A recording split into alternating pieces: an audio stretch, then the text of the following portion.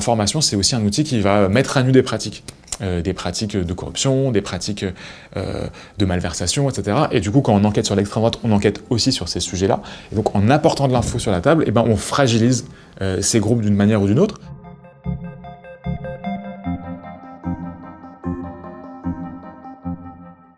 Street Press, c'est un magazine qui se lance au service de la nouvelle génération. Le constat au départ, c'est qu'il n'y a pas de magazine d'info pour les 20-35 ans.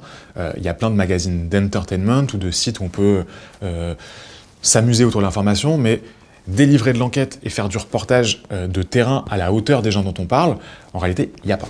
Il y a plein d'autres sources d'informations, mais en réalité, la tranche d'âge plus jeune, elle n'est pas adressée, et la jeunesse des quartiers populaires non plus.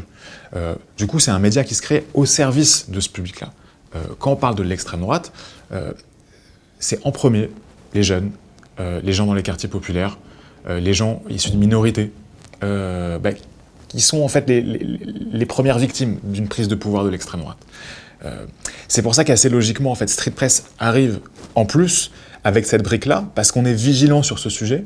On sait que le combat culturel, en fait, il va impacter nos lectrices, nos lecteurs, au service de qui on est. Un média, c'est au service des citoyens. Je pense qu'un média peut pas être au service de tous les citoyens en réalité, parce qu'en général, quand on dit qu'on parle à tout le monde, en réalité, on parle à la tranche d'âge qui est la cible des annonceurs.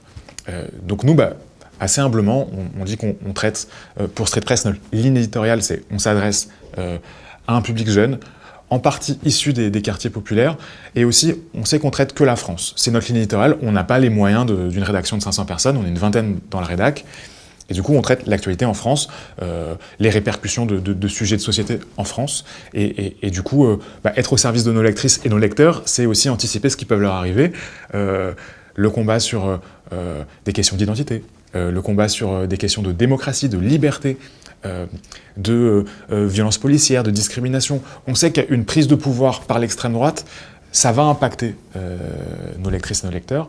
Et on sait aussi que, même si c'est pas tout de suite, ou en tout cas quand on a commencé il y a plus de 10 ans à bosser sur l'extrême droite, on sait que c'est pas simplement la prise de pouvoir par l'extrême droite qui va impacter en fait la vie quotidienne. Et nous, ce qu'on veut, c'est avoir un impact sur la vie quotidienne de nos lectrices et nos lecteurs. C'est aussi le débat d'idées, le débat public. Et à un moment donné, si l'extrême droite ne gagne que le débat d'idées, en fait, on va avoir un impact après dans les politiques publiques, dans le regard médiatique. On sait aussi, Street Press, c'est un média qui s'est construit aussi pour déconstruire et proposer un contre-récit médiatique, un autre regard sur un certain nombre de sujets concrets dont on parle dans les médias, et faire qu'on soit à notre échelle un média qui représente ce que vivent les gens, un média aussi où le débat se fait par rapport à ce que vivent les jeunes des quartiers populaires. Et donc, quand on démarre, il y a plus de 10 ans, à enquêter sur l'extrême droite, c'est notamment sur cette idée que les groupes les plus radicaux à l'extrême droite, au-delà du fait qu'ils font des ratonnades, c'est des violences, ils ont un impact majeur à l'extrême droite, dans l'extrême droite politique, sur comment les idées vont évoluer. Et au-delà de ça, on a vu comment l'extrême droite, par les médias qu'elle achète, par les médias qu'elle développe, par le discours qu'elle produit, parce que c'est un des rares endroits en fait, où la pensée se construit et réfléchit, a un impact sur le débat public. Donc nous, en fait, c'était Street Press. On représente nos lectrices et nos lecteurs, et on veut observer, décrypter ce qui se passe dans les franges les plus radicales de l'extrême droite, parce que quelques années après, ça devient mainstream, et ça peut avoir un impact.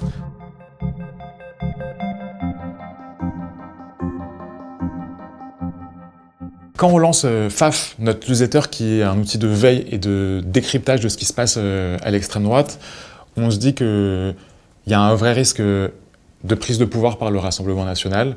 Donc ça se lance à l'automne 2021, et on lance une newsletter hebdomadaire qui a aussi des éléments éditoriaux qu'on ne va pas retrouver sur le site, mais qui permet en fait aux gens qui veulent s'informer, qui veulent militer, qui veulent être actifs, d'avoir un outil pour leur expliquer ce qui se passe.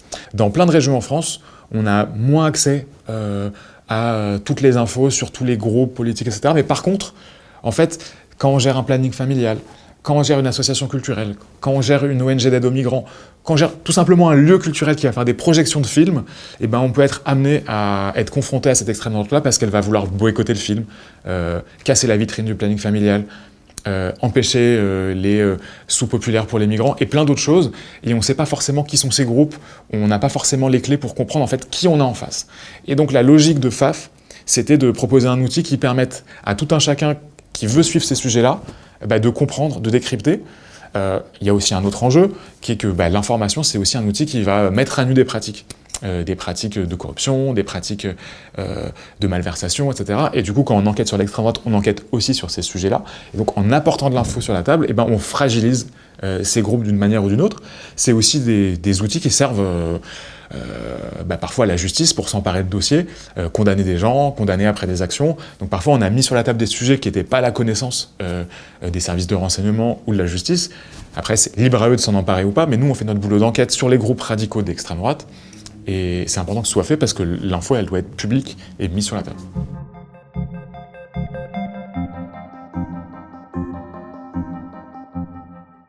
Quand Macron prononce la dissolution, on comprend qu'on va avoir énormément de boulot. On s'appelle dans les minutes qui suivent avec la rédaction et on se dit qu'il y a deux choses à faire. Un, faire le boulot qu'on fait jusqu'à présent et l'amplifier. Donc on appelle tous nos pigistes, tous nos anciens stagiaires et on double la capacité de la rédaction. Mais ce qu'il faut savoir, c'est qu'enquêter sur l'extrême droite, c'est pas quelque chose qui s'improvise. Pour sortir de l'info, il faut avoir des sources, il faut connaître le sujet, et donc on ne s'improvise pas spécialiste de l'extrême droite. Donc on va augmenter nos capacités à sortir de l'info sur principalement les candidats RN, puisqu'en fait, chaque circonscription pendant les législatives, c'est un combat. Nous, on est journalistes, on n'est pas là pour donner notre avis sur des candidats de gauche ou de droite. Par contre, sur l'extrême droite, on veut faire barrage. Et donc on met tous les moyens possibles de la rédaction, tous les moyens qu'on peut intégrer à la rédaction pendant le mois de campagne, on va l'intégrer. Et on va, autant que faire se peut, grâce aux infos qu'on a, grâce à nos sources, et aussi grâce à nos lectrices et nos lecteurs. Sur Street Press, il y a une plateforme d'enquête où les gens peuvent apporter des infos. Grosso modo, la moitié des infos qu'on a publiées sont des infos qui sont envoyées par les lecteurs. Alors, pas forcément entières. Ce que les lectrices et les lecteurs nous envoient, c'est des documents, c'est des intuitions, et après, charge aux journalistes de vérifier, d'enquêter, de faire le contradictoire avec les personnes concernées.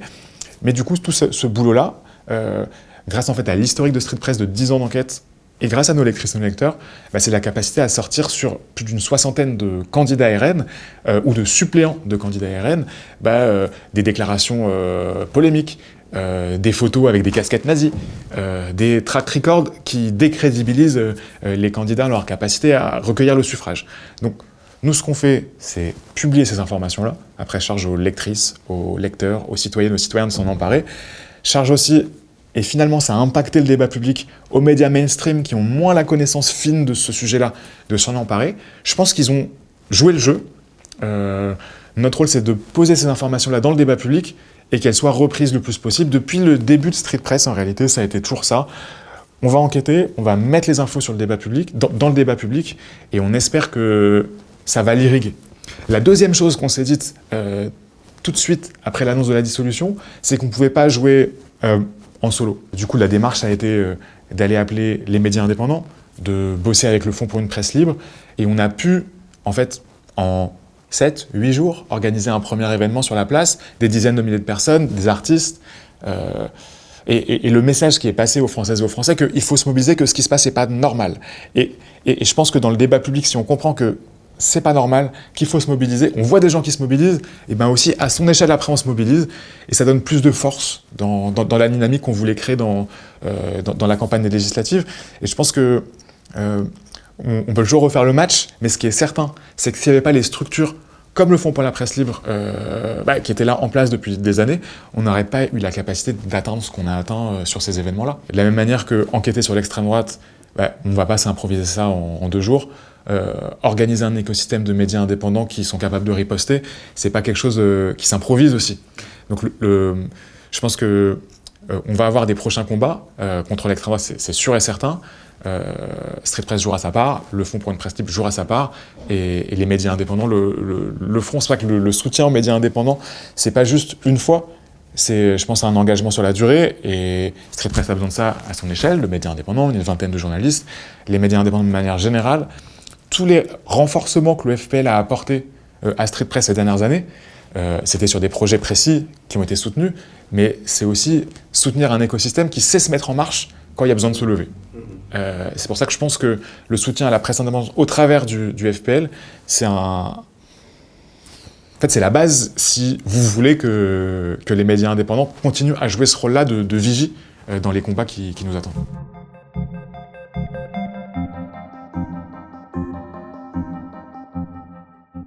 Il y a deux réponses à ça. Enquêter sur l'extrême droite, parce que finalement, on dit aux journalistes qui rejoignent la rédaction, c'est comme enquêter sur un marchand de choucroute ou un footballeur.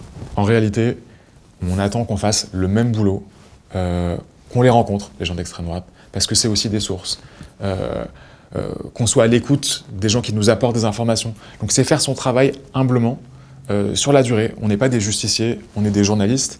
Et c'est ce qui fait qu'à la fin, on délivre une information qui a toujours, en ce qui concerne Street Press, été vérifiée. On n'a jamais été pris en défaut. On bosse tous nos papiers avec la même exigence, quel que soit le thème en réalité. Après, c'est aussi se confronter à des pressions, à des menaces, à des procès, des menaces de mort. Des menaces de mort orchestrées sur aussi des groupes Telegram et des groupes en ligne avec du doxing.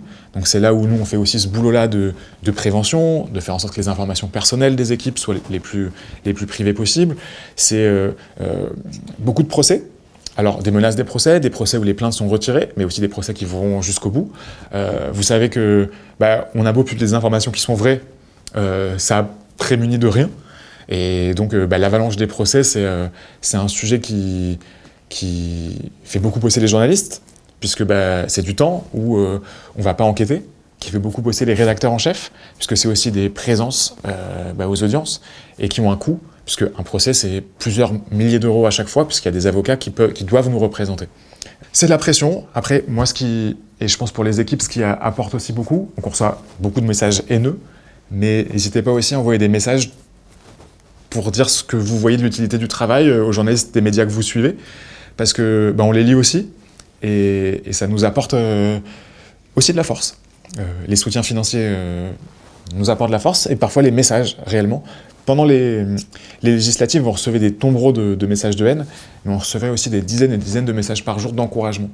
Et tous les jours, je postais quelques messages qui m'avaient parlé sur un fil Twitter, et à la fin de ce mois-là, c'était aussi de l'or, et on le partageait en interne dans la rédaction. Je pense, face à beaucoup de haine, un petit peu d'amour aussi peuvent nous... Voilà, l'argent c'est la base, et les messages d'encouragement c'est important aussi.